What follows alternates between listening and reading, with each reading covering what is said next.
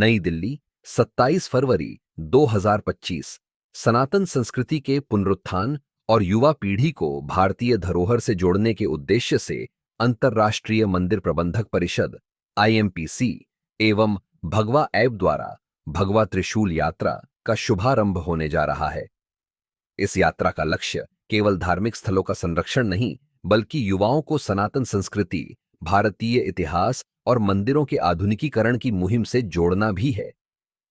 यह यात्रा 1 मार्च 2025 को प्रयागराज से प्रारंभ होकर 29 मार्च 2025 को समाप्त होगी। 2025 को दिल्ली में भव्य महासम्मेलन के साथ संपन्न होगी। और साथ ही उनके बैठे हमारे राष्ट्रीय महामंत्री दीप सिद्धार्थ जी, मेरे राइट हैंड साइड पे रोहन जी, जो राष्ट्रीय महामंत्री हैं। मैं बता दूं आपको, राजेश यादव जी एक बहुत बड़े इंडस्ट्रियलिस्ट है, लेकिन इनकी धार्मिक रुचि इतनी ज्यादा है, इन्होंने अपना 1 महीने का समय दान दिया। अनेकों धार्मिक संगठनों से जुड़े हुए हैं, एक बहुत बड़े इंडस्ट्रियलिस्ट है। और साथ ही साथ दीप सिद्धार्थ जी एक जाने माने उद्योगपति है, दिल्ली एनसीआर के एक युवा एंटरप्रेन्योर है, जो खुद काफी युवाओं को प्रेरित करते हैं। आज तबियत नासाज है, लेकिन नियम के पक्के हैं, आप सभी के बीच बैठे हुए हैं। अब मैं उन्हीं से आग्रह करती हूँ कि सबसे पहले वो आपको इस यात्रा के बारे में बताएं, जो हमने 25 दिन तक पूरी की है, और आगे ये किस तरीके से विराट रूप ले रही है, इसके बारे में दीप सिद्धार्थ जी प्लीज आप।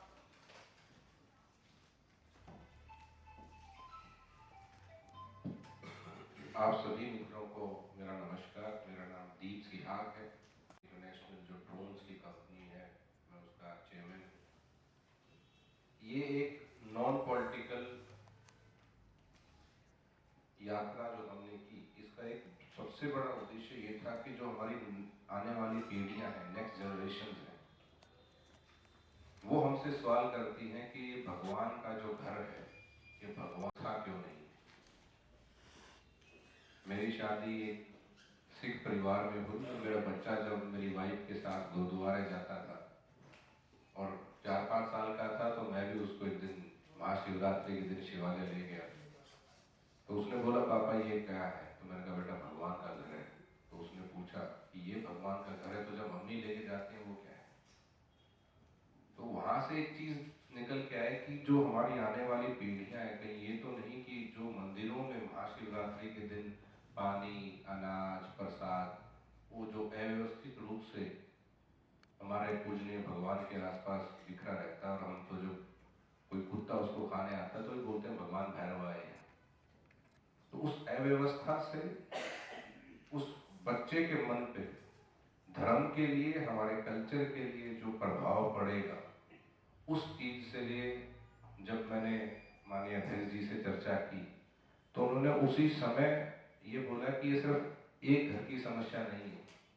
जब फिल्म पीके आई और वहां पे बोला गया कि संस्कृत के श्लोकों का, मंत्रों का हिंदी में नरेशन करो, अनुवाद करो, तो दिखाया गया कि हमारे जो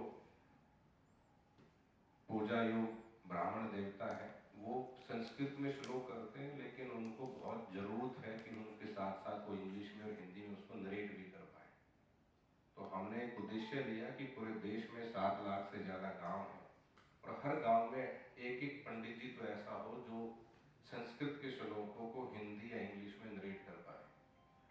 फिर एक बहुत बड़ा विषय आया कि पंडित जी भी आ जाएंगे, लेकिन मंदिरों की व्यवस्था ठीक एक बार में तो कोई भी करवा देगा, बहुत दानी सजन है देश में, लेकिन वो मंदिर अगर वहां पे नियमित पूजा नहीं हुई, लोकल लोग, लोकल यूथ वहां पे नहीं आए, तो वो जो एक बार की व्यवस्था है वो भी भविष्य में वही बन जाएगी जो आज के दिन है।